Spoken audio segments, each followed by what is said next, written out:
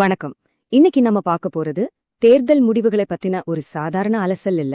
இது அதுக்கும் மேல ஒரு தொகுதியோட உண்மையான தேவைகளை தரவுகளை வச்சு எப்படி ஆழமா புரிஞ்சுக்கிறது, அதிலிருந்து மக்களுக்கான ஒரு நல்ல ஆட்சி முறையை எப்படி உருவாக்குறது, இதை தெரிஞ்சுக்க திருநெல்வேலிய ஒரு களமா எடுத்துக்கிட்டு நாம விரிவாக பார்க்கலாம். வாங்க, இந்த கேள்வியிலிருந்து ஆரம்பிக்கலாம். ஒரு மக்கள் பிரதிநிதிக்கான உண்மையான அங்கீகாரம்னா என்ன? தேர்தல்ல ஜெயிக்கிற எண்களா, இல்ல 5 வருஷத்துக்கான ஒரு நம்பிக்கை ஒப்பந்தமா? வெறும் வாக்குறுதிகளை கொடுத்து மட்டும் இதை ஜெயிச்சிட முடியாது. இல்ல, இது மக்களின் இதயங்களிலிருந்து பெறப்பட வேண்டிய ஒன்று. உண்மையான அரசியல் மாற்றம்ங்கிறது ஏசி ரூம்ல இருந்து வராது. அது மக்களின் அன்றாட வாழ்க்கையிலிருந்து தான் ஆரம்பிக்கும். அவங்களோட பிரச்சனைகளை அவங்க இடத்துல இருந்து புரிஞ்சுக்கிறது தான் முதல் படி. அதுக்கு வெறும் உணர்ச்சிகளை மட்டும் பார்த்தா பத்தாது. உண்மையான தரவுகளை வச்சு ஆழமா பகுப்பாய்வு செய்யணும். சரி, இப்போ திருநெல்வேலியோட களன் நிலவரம் என்னன்னு பாப்போம். ஒரு தொகுதியோட நாடித்துடிப்பை தெரிஞ்சுக்கணும்னா வெறும் புள்ளி விவரங்களை பார்த்தா மட்டும் போதாது. அங்க வாழ்ற மக்களோட கதைகளை கேட்கணும். அவங்க வாழ்க்கையோட ஆதார பிரச்சனைகள் என்ன, வாங்க பார்க்கலாம். ஒரு பகுதியோட அரசியலுங்கிறது அந்த மண்ணோட பொருளாதாரம்தான். அந்த பொருளாதாரம்னா என்ன? விவசாயம், நீர் ஆதாரம், மக்களோட வாழ்வாதாரம். இந்த அடிப்படை விஷயங்களை புரிஞ்சுக்காம நாம எந்த தீர்வையும் கொடுக்க முடியாது. மக்களோட போராட்டம் உண்மையிலே எங்க தொடர்ந்துதுன்னு முதல்ல தெரிஞ்சுக்கணும். இந்த நம்பர் இது வெறும் புள்ளி விவரம் இல்ல. திருநெல்வேலி நகர மக்களோட அன்றாட வாழ்க்கை. 10 நாளைக்கு ஒரு தடவை தான் குழாயில தண்ணி வரும். யோசிச்சு பாருங்க, ஒரு குடும்பம் எப்படி சமாளிக்கும்? குடிக்க, சமைக்க, மத்த தேவைகளுக்கு. இது வெறும் சிரமம் இல்ல. இது அவங்க வாழ்க்கை தரத்து மேல நடந்த ஒரு நேரடி தாக்குதல். இந்த தொகுதியை பாத்தீங்கன்னா கிட்டத்தட்ட சரிபாதியா கிராமமும் நகரமுமா பிரிஞ்சிருக்கு. 49% மக்கள் நகரத்திலையும் 51% மக்கள் கிராமப்புறங்கள்லயும் இருக்காங்க. இதனால என்ன ஆகுதுன்னா, 2 தரப்பு மக்களோட தேவைகளும் சவால்களும் முற்றிலும் வேற மாதிரி இருக்கு. நகரத்துக்கு தேவைப்படுறது வேற, கிராமத்துக்கு தேவைப்படுறது வேற. இத நாங்க வளர்ச்சி இடைவெளி குறியீடுன்னு சொல்றோம். இது மக்களோட முக்கிய குறைகளை அப்படியே வெளிச்சம் போட்டு காட்டுது. 1, தீராத தண்ணீர் பஞ்சம். 2, இளைஞர்கள் கிட்ட தலைவிரிச்சு ஆடுற வேலையில்லா திண்டாட்டம். 3, பல கிராமங்களை இன்னும் இணைக்காத மோசமான சாலைகள். 4, போட்டித் தேர்வுகளுக்கு தயாராகிறதுக்கு தரமான பயிற்சி மையங்கள் இல்லாதது. இது தனித்தனி பிரச்சனைகள் இல்ல, எல்லாம் ஒன்னோட ஒன்னு பிணைஞ்சிருக்கு. இந்த தொகுதியோட சமூக அமைப்பை புரிஞ்சுக்கிறது ரொம்பவே முக்கியம். இங்க பல சமூகங்கள் பல நூற்றாண்டுகளா ஒன்னா வாழ்றாங்க. ஹிந்துக்கள், கிறிஸ்துவர்கள், முஸ்லிம்கள்னு மத ரீதியாவும், நாடார்கள், தேவர்கள், பட்டியல் இனத்தவர்னு சமூக ரீதியாகவும் ஒரு சிக்கலான கட்டமைப்பு இருக்கு. இது வெறும் ஓட்டு லிஸ்ட் இல்ல, ஒவ்வொரு சமூகத்தோட வரலாறு, பொருளாதாரம், கனவுகளோட ஒரு தொகுப்பு இது. நாங்குநேரி மாதிரி சில சம்பவங்கள் நடக்கும்போது சமூகத்துல பாதுகாப்பு, கண்ணியம் பத்தின கவலைகள் இயல்பாவே எழும். நாம் ஒன்னு புரிஞ்சுக்கணும், எந்த அரசியல் பேச்சா இருந்தாலும் சரி, எந்த வியூகமா இருந்தாலும் சரி, நம்ம அரசியலமைப்பு சட்டம் சொல்ற மாதிரி ஒவ்வொரு தனி மனுஷனோட கண்ணியத்தையும் மதிக்கணும்.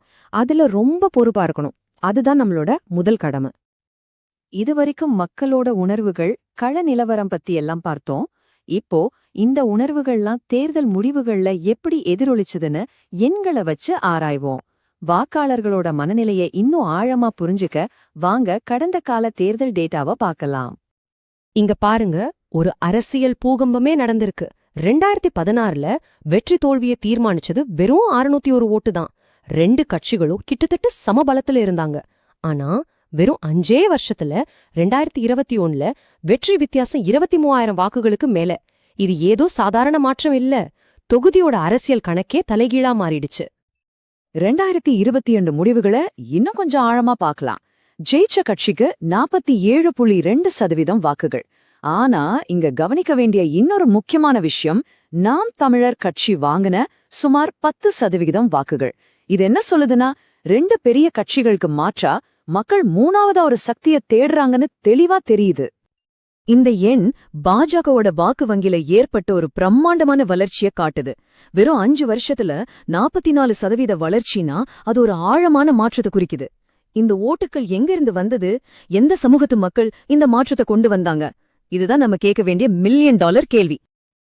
அதே நேரம் இங்க இன்னொரு ஆபத்தான அறிகுறியும் இருக்கு. வாக்குப்பதிவு சதவீதம் குறைஞ்சிருக்கு. 2016ல 70.5% இருந்தது. 2021ல 66.9% ஆகிடுச்சு. கிட்டத்தட்ட 3.6% வாக்காளர்கள் ஓட்டு போடவே வரல. அவங்க அரசியல நம்பிக்கையை எழுந்துட்டாங்களா, இல்ல பிடிக்கிற வேட்பாளர் இல்லன்னு ஒதுங்கிட்டாங்களா? இந்த பேசாத வாக்காளர்கள் ஒரு பெரிய சக்தியா இருக்காங்க.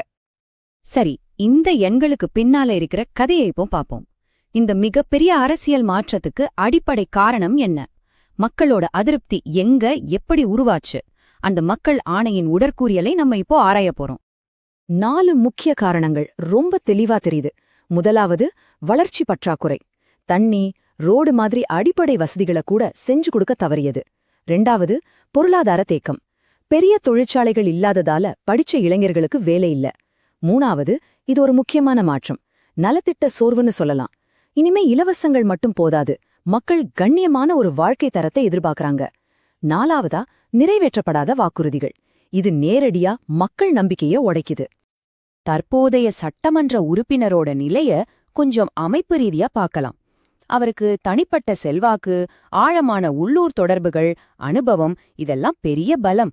ஆனா அவர் எதிர்க்கட்சி சட்டமன்ற உறுப்பினரா இருக்கறதால அரசாங்கத்தோட முழு ஆதரவோட பெரிய திட்டங்களை கொண்டு வரதுல சில சிக்கல்கள் இருக்கு. இதனால தண்ணீர், ரோடு மாதிரியான முக்கிய பிரச்சனைகள் தீராமலே இருக்கு. இது தனிப்பட்ட நபரோட தோல்வி என்பதை விட அமைப்போட ஒரு குறைபாடு.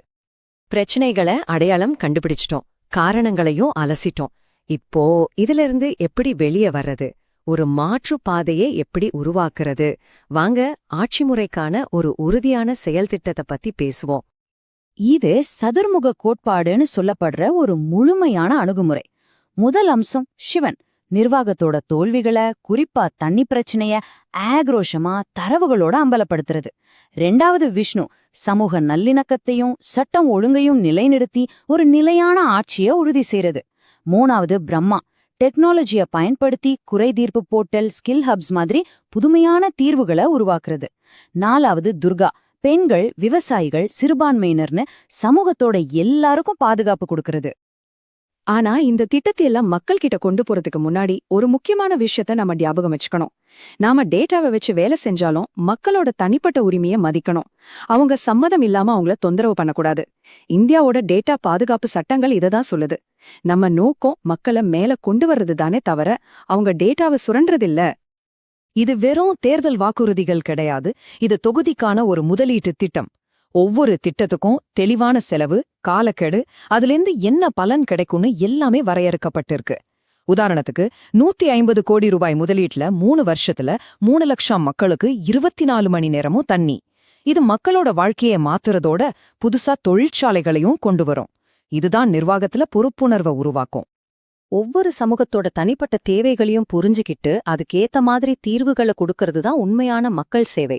தேவர் சமூகத்துக்கு உள்ளூர் வேலை வாய்ப்புகள், நாடார் பிற்படுத்தப்பட்ட சமூகத்தினருக்கு தொழில் முனைவோர் ஆதரவு, பட்டியலின மக்களுக்கு சமூக நீதி, முழுமையான நலத்திட்டங்கள், இஸ்லாமிய சிறுபான்மையினருக்கு பாதுகாப்பு, மதச்சார்பின்மைக்கான உத்தரவாதம், பெண்களுக்கு சுகாதார மையங்கள், இளைஞர்களுக்கு வேலைவாய்ப்பு பயிற்சி.